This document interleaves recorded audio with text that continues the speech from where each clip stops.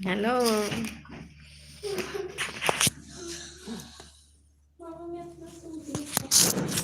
ना उधर नहीं जाना,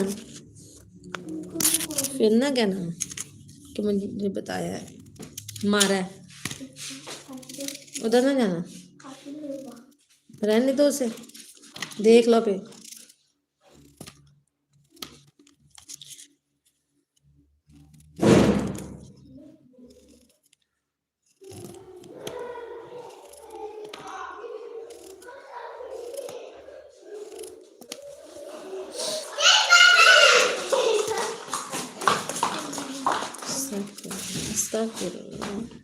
जिस गल तो मैं मना करांगी ना, ये बच्चे ਉਹੀ ਕੰਮ ਕਰਨਗੇ और बिला वजह ਕਰਨਗੇ।